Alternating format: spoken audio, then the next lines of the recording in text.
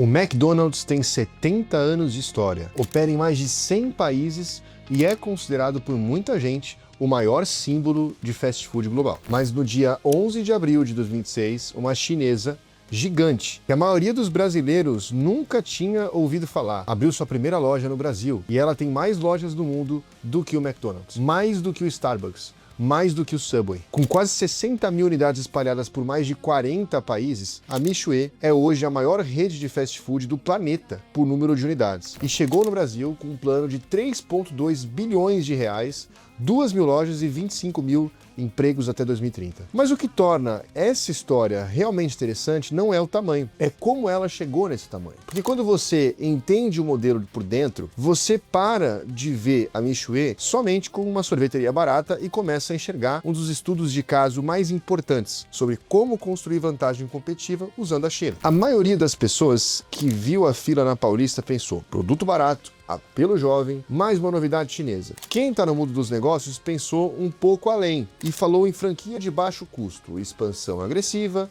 guerra de preço. Ambos estão olhando para o produto e nenhum dos dois está olhando para o que realmente importa. A Michoe não é uma empresa de sorvete, é uma empresa de cadeia de suprimentos que usa a franquia como canal de distribuição, e essa distinção muda tudo, porque ela explica como é possível vender um cone por R$3, manter quase 60 mil pontos de venda, faturar 4,9 bilhões de dólares em 2025 e ainda tem margem líquida de 17%. Nenhuma sorveteria faz isso, só quem controla o jogo de trás para frente. Eu sou o Thiago Odonho, head comercial da Chinalink, e o que eu vou te mostrar nesse vídeo é a lógica por trás de empresas como a Michoe. E porque entender essa lógica pode mudar a forma como você pensa o seu negócio. Nesse vídeo eu vou te contar a história de como a Michoe saiu de uma barraca de raspadinha financiada pela avó e se tornou a maior rede de food service do mundo. Como o modelo de negócio dela funciona por dentro e porque ele é completamente diferente do que parece na vitrine. Como a cadeia de suprimentos explica o preço que parece impossível. E o que o empresário brasileiro de varejo e de distribuição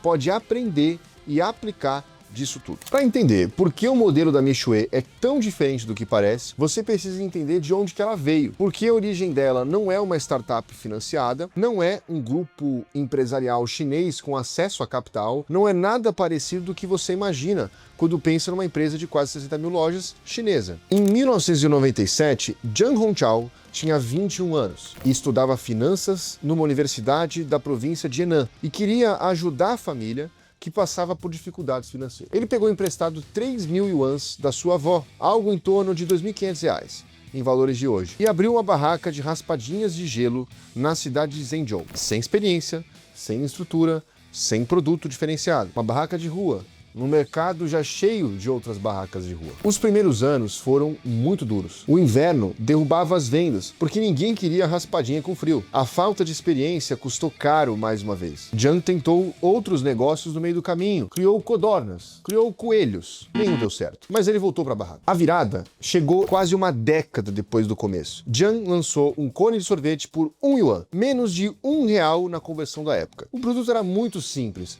O preço era impossível de ignorar e o público jovem chinês abraçou. As filas apareceram, as franquias começaram a ser vendidas e a partir dali a Michoe não parou mais. Em 2012, Zhang tomou uma decisão que parece pequena, mas que define tudo o que a Michoe se tornou. Em vez de continuar crescendo só abrindo loja, ele investiu na construção de uma fábrica central própria para produzir os insumos que abasteceriam a rede: açúcar, chá, embalagens, equipamentos. Não era mais uma rede de sorveterias, era uma operação industrial com lojas na frente. De lá para cá, a Michoe foi construindo 5 bases produtivas em diferentes províncias chinesas. Montou uma rede de 27 armazéns no país e sistemas de armazenagem local em 4 países da Ásia. Passou a cultivar frutas próprias e se tornou a maior compradora de limões da China. 115 mil toneladas por ano. Tudo isso para abastecer as próprias lojas com custo controlado de ponta a ponta. Em março de 2025, a empresa abriu capital na Bolsa de Hong Kong. No primeiro dia de negociação,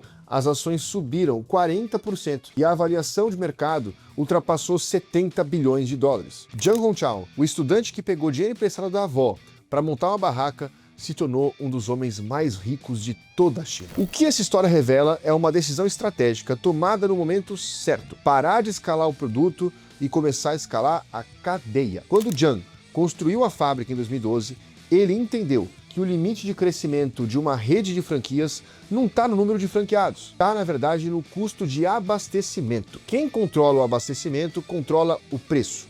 Quem controla o preço controla o mercado. Se esse conteúdo está te abrindo uma visão diferente sobre como empresas chinesas pensam o negócio, se inscreve no canal, ativa o sininho. Toda semana tem vídeo novo sobre China e sobre importação. E o que está acontecendo de verdade nessa relação comercial. Agora, bora continuar. Entender a história é só o começo. O que realmente surpreende é quando você olha para o modelo de negócio da Mixue por dentro e percebe que ela não ganha dinheiro do jeito que todo mundo pensa que ganha. Quando o Jiang construiu a fábrica em 2012 e passou a controlar o abastecimento da rede, ele não estava só resolvendo um problema logístico, ele estava redesenhando o modelo de negócio inteiro. E o resultado disso é uma estrutura que a maioria das pessoas olha e não enxerga. Quando você pensa em franquia, pensa num modelo onde a empresa matriz cobra taxa de entrada, royalties mensais e uma porcentagem do faturamento de cada unidade. É assim que funciona o McDonald's, o Subway, o Boticário. A franquia é, na verdade, o produto. A loja é onde o dinheiro entra. A Mixue funciona diferente. Mais de 99% das lojas são operadas por franqueados, mas a taxa de franquia representa apenas 2,4% da receita total da empresa. O restante, 97%, vem da venda de ingredientes, de embalagens e de equipamentos para esses mesmos franqueados. A Mixue não ganha a loja vendendo sorvete, ela ganha quando a loja compra insumo para fazer sorvete. Na prática, o modelo funciona assim. O franqueado paga uma taxa de entrada baixa para abrir a loja. Na Indonésia, por exemplo, o investimento inicial gira em torno de R$400 mil, bem abaixo do padrão de redes ocidentais equivalentes. A partir daí, ele é obrigado contratualmente a comprar todos os insumos e equipamentos da Mixue. Açúcar, chá, leite, embalagens, máquina de sorvete, tudo vem da cadeia própria da empresa, com preço e qualidade controlados. Isso cria uma dinâmica muito interessante. Quanto mais lojas a Mixue abre, mais ela vende insumo. E quanto mais insumo ela vende, mais escala ela tem para baixar o custo de produção e manter o preço competitivo nas lojas. É um ciclo que se retroalimenta e que fica mais forte a cada nova unidade que entra na rede. Em 2025, a receita total da Mixue foi de 4,9 bilhões de dólares, com lucro líquido de 870 milhões de dólares e margem de 17%. Esses são números que uma empresa de sorvete não tem. São números de uma empresa de insumos industriais com distribuição capilarizada em quase 60 mil pontos de venda. O modelo da Mixue é frequentemente comparado ao da Coca-Cola, não pelo produto, mas pela lógica. A Coca-Cola não ganha dinheiro vendendo refrigerante no varejo. Ela ganha vendendo concentrado para engarrafadores. O varejo é o canal. O produto real é, na verdade, um insumo. A Mixue fez a mesma coisa com sorvete e chá, só que ela verticalizou ainda mais a cadeia, chegando até a produção da matéria-prima. E é exatamente por isso que o preço de R$3 não é subsídio, não é dumping, não é estratégia de penetração temporária. É o resultado natural de uma empresa que controla cada etapa entre a matéria-prima e o produto final, e que distribui esse custo por quase 60 mil pontos de venda ao redor de todo o mundo. Se você está olhando para esse modelo e pensando em como aplicar uma lógica parecida no seu negócio, seja verticalizando a cadeia, seja acessando fornecedores diretamente da China, o diagnóstico gratuito da China Link existe exatamente para isso. Clica no link da descrição ou no card aqui na tela. Conta o que você vende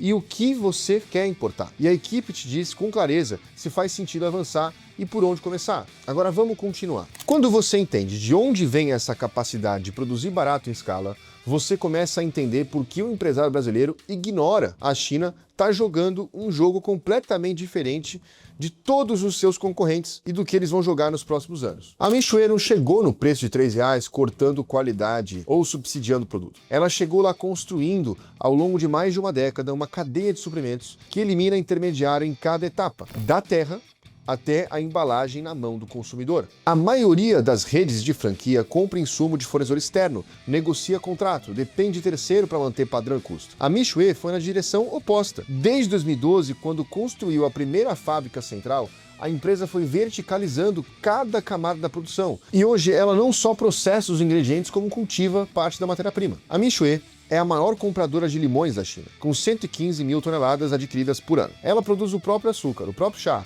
os próprios concentrados, as próprias embalagens, os próprios equipamentos que vão para cada loja da rede. Em 2024, ela obteve licença para produção independente de leite fresco e derivados lácteos. São 5 bases de produção distribuídas em diferentes províncias: Henan, Hainan, Guangxi, Chongqing e Anhui, cada uma estrategicamente posicionada para reduzir custo de frete interno. O efeito prático disso aparece nos números. A margem bruta da Meituan na venda de insumos e equipamentos para franqueados foi de 31,6% em 24, no negócio de commodities alimentares, onde a maioria dos players trabalha com margens de um dígito. Essa diferença não vem de mágica, vem de escala combinada com controle vertical. Quando a Meituan compra limão, ela compra 115 mil toneladas de uma vez. Nenhum fornecedor externo vai conseguir oferecer o mesmo preço para um comprador menor. Quando ela produz embalagem, ela produz para quase 60 mil lojas simultaneamente.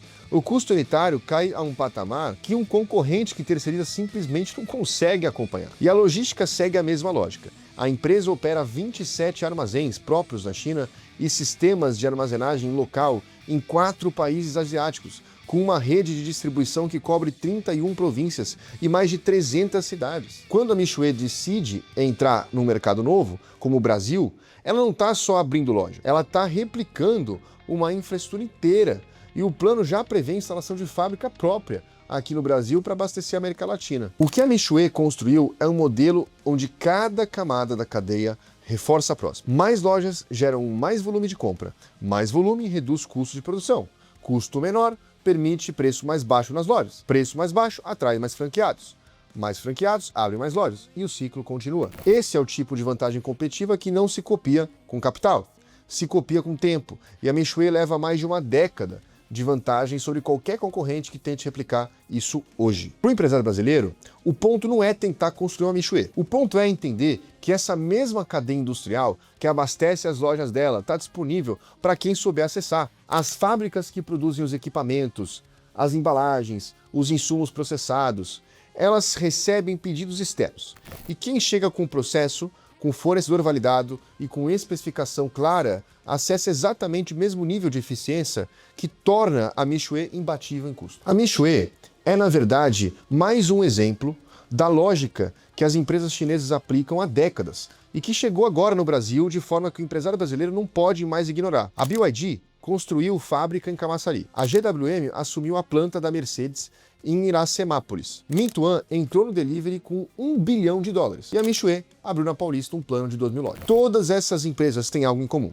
Elas não competem no produto, elas competem na cadeia. O produto é a consequência de uma estrutura de custo que foi construída com anos de verticalização, escala e controle de fornecimento. E essa estrutura foi construída na China. Para o empresário de varejo e distribuição, esse cenário tem 2 leituras possíveis. A primeira é a da pressão. Empresas com essa eficiência de custo chegando no seu mercado, disputando o mesmo consumidor, com um preço que você não consegue igualar comprando de intermediário nacional. Essa leitura é real e não vai embora. Agora, a segunda leitura é a da oportunidade, porque a mesma China que manda essas empresas para o Brasil é a China que tem milhares de fábricas disponíveis para fornecer para você, com o mesmo nível de eficiência e o mesmo controle de custo, a mesma capacidade de produção em escala. A Meituan acessa essa cadeia porque construiu a própria estrutura dentro da China ao longo de décadas. O empresário brasileiro pode acessar essa mesma cadeia usando o caminho certo, importando direto,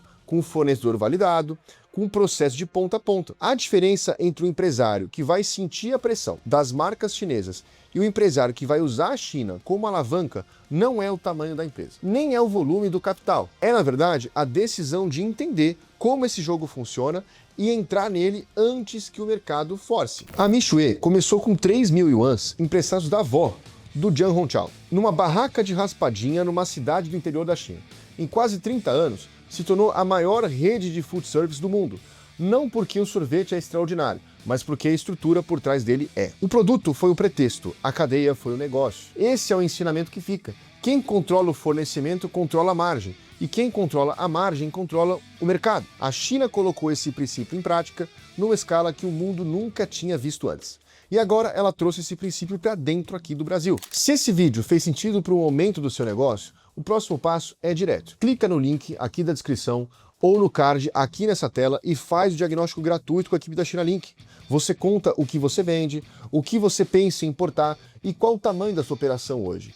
E a equipe te traz com clareza se o seu negócio está no estágio certo para importar, qual modelo faz sentido para o seu caso e por onde começar, sem enrolação, sem compromisso. É uma conversa para você sair com clareza sobre o próximo passo. Eu comecei esse vídeo com o McDonald's e com uma rede chinesa que a maioria dos brasileiros nunca tinha ouvido falar. Agora você sabe que a Mixue não é uma sorveteria, é uma empresa de cadeia de suprimentos com quase 60 mil pontos de distribuição, construída de baixo para cima por um menino de família pobre de Renan, que entenderam antes de todo mundo que o jogo não está no produto. Tá, na verdade, em quem controla o que vem antes dele. Esse jogo chegou no Brasil.